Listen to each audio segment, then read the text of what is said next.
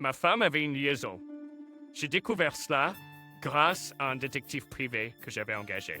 Le détective a mentionné qu'il pouvait enquêter sur l'identité du gars moyennant des frais supplémentaires, mais j'ai décidé de m'arrêter là. C'est suffisant. Tout ce qu'il reste maintenant, c'est de confronter ma femme. Tristesse, colère, vide. Un mélange de toutes ces émotions, comme de l'argile. Mon nom est Antoine. J'ai rencontré ma femme, Marie, sur un site de rencontre. Elle dégageait une élégance certaine, et quand elle souriait en montrant ses fossettes, j'étais instantanément sous le charme. Après 1 an de fréquentation, nous nous sommes mariés. Notre mariage était une occasion joyeuse, bénie par tout le monde. Marie était magnifique dans sa robe de mariée purement blanche, et je me suis juré de la protéger pour le reste de ma vie. Cependant, 1 an après notre mariage, j'ai remarqué que quelque chose n'allait pas avec Marie. Dernièrement, elle se maquillait davantage et sentait le parfum. Je suis content qu'elle veuille rester belle, mais ce changement soudain était suspect. Et elle a arrêté d'utiliser son téléphone portable devant moi, comme si elle communiquait secrètement avec quelqu'un. La voir ainsi m'a fait penser à l'impensable. Je ne voulais pas l'imaginer, mais j'ai demandé à un détective de vérifier si ma femme me trompait. Quelques semaines plus tard, le détective m'a présenté des photos de Marie bras dessus, bras dessous, avec un homme dans les rues éclairées au néon. Ironiquement, lorsque j'ai reçu le rapport du détective, Marie était censée être en voyage avec des amis. Bien sûr, c'était un mensonge. Le voyage est en fait avec son amant, un détail que le détective m'a donné gratuitement. Je suis rentré chez moi pour me retrouver assis seul sur une chaise dans un salon vide, pleurant silencieusement. Les larmes tombaient sur la table blanche. Cette table était un souvenir d'avant que Marie et moi nous marions. Je veux préparer de délicieux repas tous les jours et les mettre sur cette table. J'étais ravi d'entendre ces mots de Marie, souriant avec ses jolies fossettes. C'est exactement pourquoi je ne pouvais pas arrêter les larmes. J'ai passé toute la nuit à attendre ma femme qui rentrerait le lendemain. Le lendemain, j'ai entendu la porte s'ouvrir. Marie est entrée dans la maison et a sursauté en me voyant dans le salon. Wow, tu es là? Tu n'étais pas au travail? J'ai pris un jour de congé aujourd'hui. Oh, je vois. Elle a essayé de ranger ses affaires, mais je l'ai arrêtée. Désolée, je suis juste très fatiguée du voyage, a-t-elle dit, essayant de continuer son chemin. Mais quand j'ai éparpillé les photos de l'affaire sur la table blanche, son visage est devenu pâle. Hé, qui est ce gars? Pourquoi tu fais ça? Colère et la tristesse la faisaient trembler. La colère et la tristesse faisaient trembler ma voix. Marie est devenue pâle, mais son expression est devenue sans émotion. La table blanche que nous avons achetée ensemble, remplie d'amour et de promesses de délicieux repas quotidiens. Maintenant, elle était remplie de preuves de son infidélité. Quelque chose de si loin de l'amour. Elle se contentait de la regarder. Dis quelque chose. Je sais que tu es parti en voyage avec lui. Puis, Marie a montré ses dents dans un sourire. Au moment où ce charmant fossette s'est tordu, j'ai ressenti un frisson. Ah bien, le chat est sorti du sac. Je pensais pouvoir m'en sortir parce que tu es si naïf. Le ton froid et inconnu de Marie m'a laissé sans voix. Elle a laissé tomber son sac de voyage négligemment sur le sol et a sorti son téléphone portable. Si tu es si désireux de savoir, devrais-je te le présenter? Soudain, elle a commencé à passer un appel. Et désolé? Ouais, on dirait qu'il a découvert. Tu peux venir chez moi? Elle appelait son amant. Et en quelques minutes, cet amant est arrivé chez nous. Il semblait qu'il revenait tout juste de déposer Marie et qu'il a dû faire demi-tour pour revenir. Cet homme est entré chez nous comme s'il en était le propriétaire, sans même dire bonjour, et a ri en disant « Waouh, quel endroit étroit !» Et Marie, alors tu t'es fait prendre, hein? On dirait bien. Apparemment, il engage un détective ou quelque chose du genre.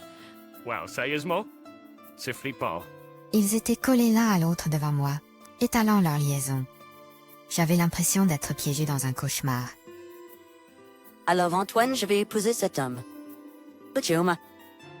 Marie a dit ça et j'étais comme... quoi, complètement abasourdi. Puis elle m'a critiqué pour ne pas avoir assez d'argent. En bref, elle me quittait pour un homme riche qui possédait sa propre entreprise, En effet, son amant avait ce côté nouveau riche. C'était exactement le genre d'homme qui plairait à ma femme obsédée par les marques. J'ai pensé que je devrais le saisir par le col puisqu'il m'avait volé ma femme, mais il avait un regard si intimidant que mes jambes ont simplement cédé sous moi, pathétiquement. Marie n'a montré aucun signe de remords, même lorsque nous avons discuté de notre avenir. Elle était collée à son amoureux. Elle a dit qu'elle n'avait pas besoin de partager nos biens et voulait un divorce rapide. Et apparemment, elle n'avait pas l'intention de payer de pension alimentaire non plus. Je n'ai pas trouvé les mots pour me défendre contre Marie et son amoureux, alors qu'ils débitaient librement des absurdités après leur infidélité. Je n'arrivais tout simplement pas à comprendre. Au milieu de tout ça, son amoureux a dit quelque chose d'outrageant, en riant. Eh, si ça ne te dérange pas d'avoir des restes, tu peux avoir mon ex-femme. Il m'a fallu un moment pour comprendre, mais il semblait déjà être marié lui aussi. C'était donc une double affaire. Et pourquoi pas? Prends sa femme. Vous les larguez, devriez bien vous entendre, a ajouté Marie en riant. Incroyable. Qu'est-ce qui va pas chez ces gens? Incapable de supporter leurs paroles blessantes, je leur ai dit de prendre leurs affaires et de partir. Et je suis sortie de la maison en trombe. Leur rire résonnait dans le salon. Je voulais juste m'enfuir aussi loin que possible, à ce moment-là. C'est alors que je me suis essuyé les yeux embrouillés de larmes. Je ne pouvais pas voir et j'ai violemment heurté quelqu'un devant moi. J'ai entendu un cri, je me suis rapidement excusée, réalisant que c'était une femme que j'avais heurtée. À ma surprise, elle pleurait aussi. Une femme, debout devant ma maison en pleurs. Mon intuition a pris le dessus. Excusez-moi par hasard. Êtes-vous la femme de l'homme qui est entré? Ai-je demandé? La femme, avec un air de choc, a essuyé ses larmes avec un mouchoir et a silencieusement hoché la tête. Ensuite, nous avons décidé de discuter et nous sommes dirigés vers un café à proximité. Le nom de l'autre femme s'est avéré être Sophie. Quand je l'ai écoutée, il semble que Sophie avait des soupçons sur l'infidélité de son mari et avait mené une enquête. Et curiousine et le domicile qu'est ma femme, Marie. Par hasard, Sophie l'a vu déposer Marie chez moi, alors qu'elle était dans un taxi. Voyant la voiture de son mari faire soudainement demi-tour et revenir, elle a pensé que s'il n'en avait pas encore fini avec sa maîtresse, autant les confronter. Alors dans un accès de colère, elle est venue directement chez moi.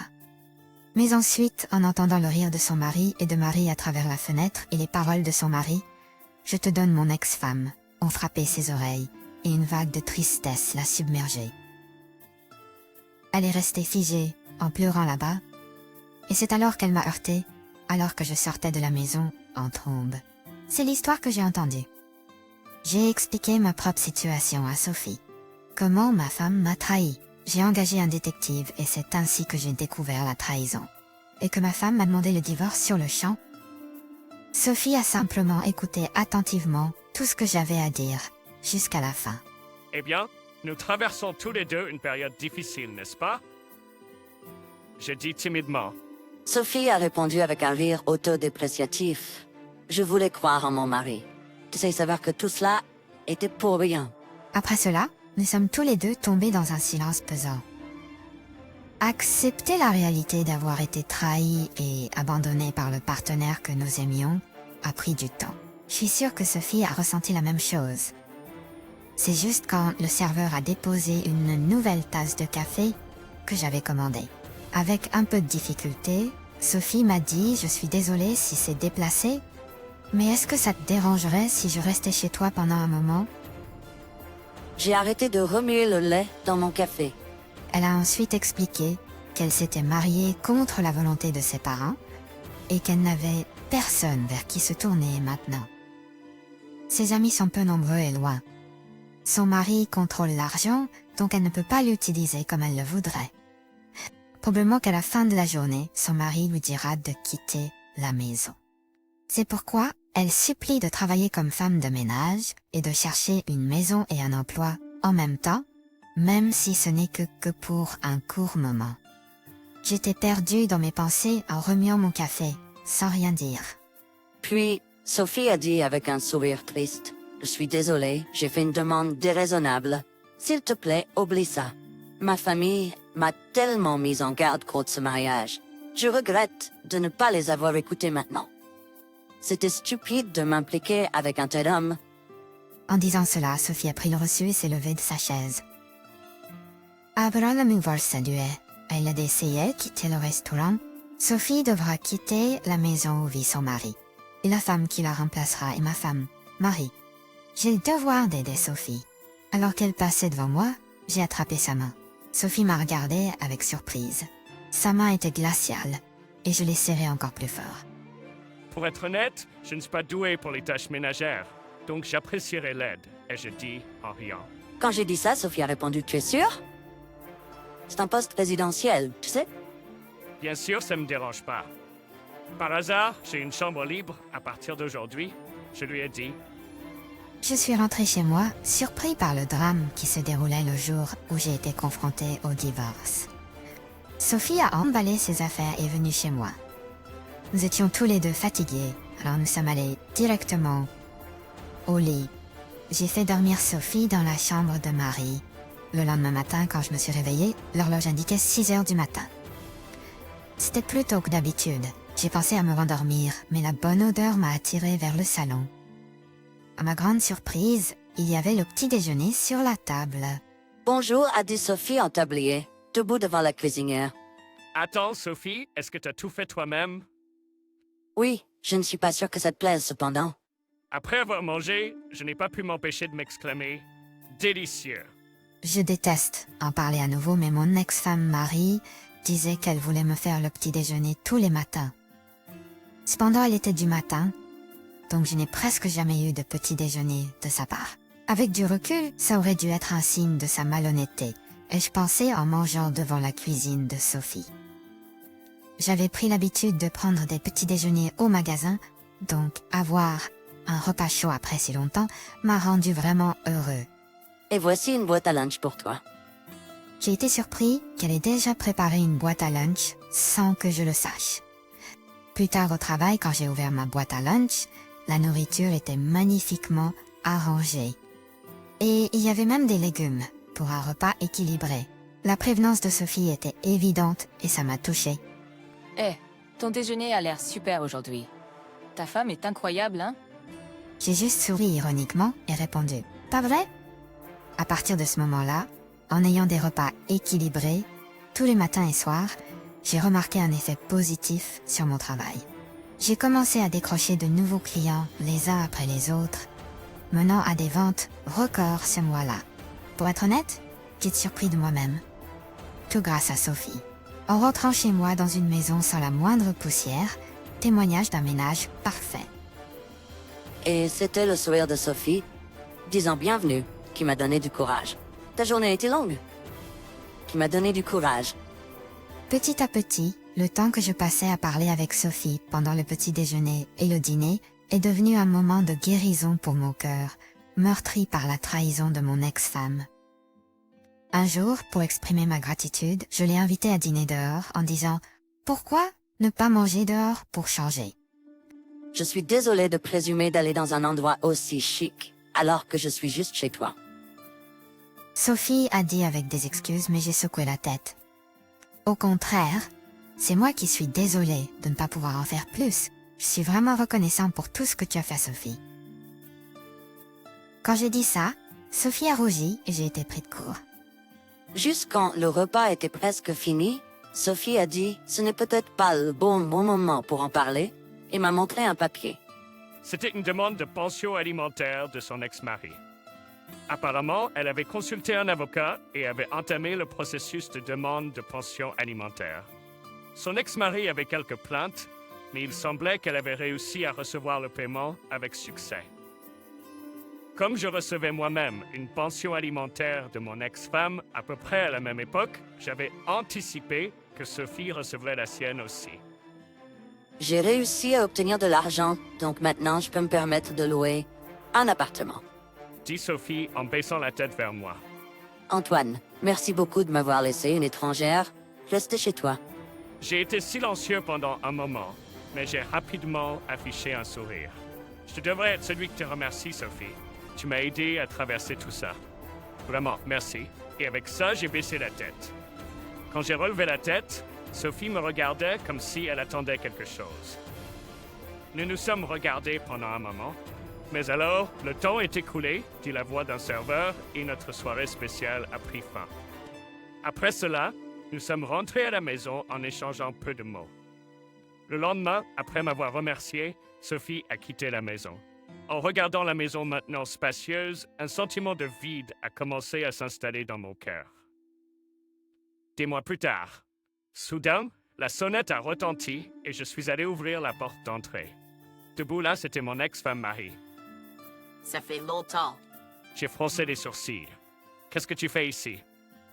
Alors que je demandais d'une voix basse, Marie a sursauté et pour une raison quelconque, des larmes ont commencé à couler sur son visage. Je suis désolée, Antoine. J'ai dit des choses terribles. Marie n'arrêtait pas de s'excuser auprès de moi.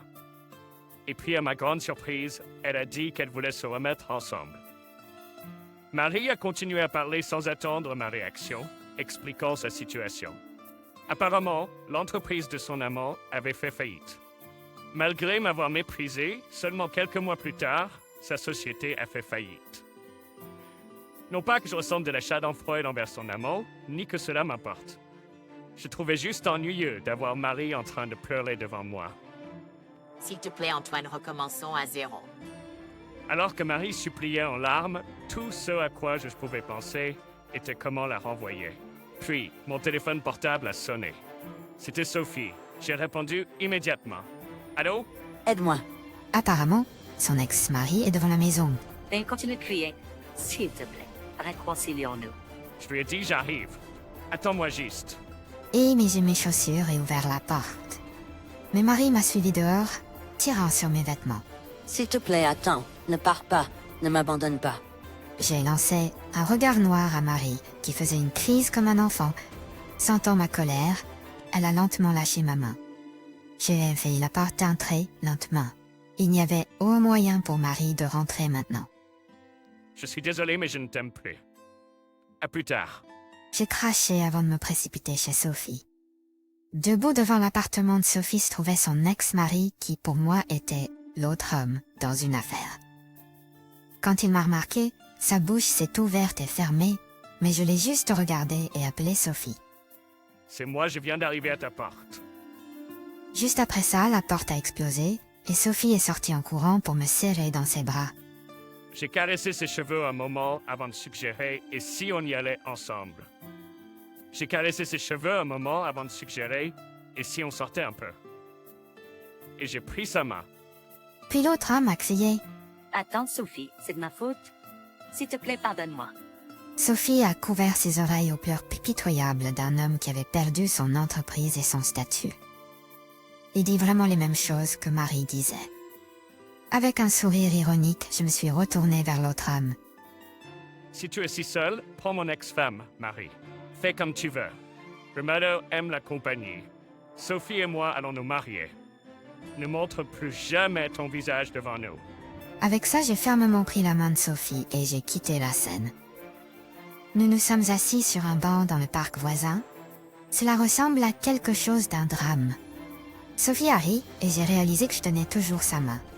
Désolé, j'ai dit, essayant précipitamment de la lâcher, mais elle a serré ma main fermement. Cette chose que tu as dite plus tôt, à propos de vouloir te marier, est-ce vrai? J'ai été un peu surpris, mais je pris ses mains dans les miennes avec détermination. C'est vrai, je t'aime. Des larmes coulaient sur les joues de Sophie. Je ressens la même chose. 1 an plus tard, nous nous sommes officiellement mariés et maintenant, nous vivons ensemble. Sophie s'épanouit en tant que super femme de ménage. On peut dire que c'est une femme porteur-porteur. Après notre mariage, j'ai été promu superviseur et on m'a appelé un potentiel cadre. Et maintenant, il y a un bébé dans le ventre de Sophie. Pour cette nouvelle vie, je regarde vers l'avenir avec encore plus de détermination. Les cicatrices de l'affaire ont depuis longtemps disparu pour moi et Sophie. Ça, c'est le sombre passé range qu'on craignait radieux.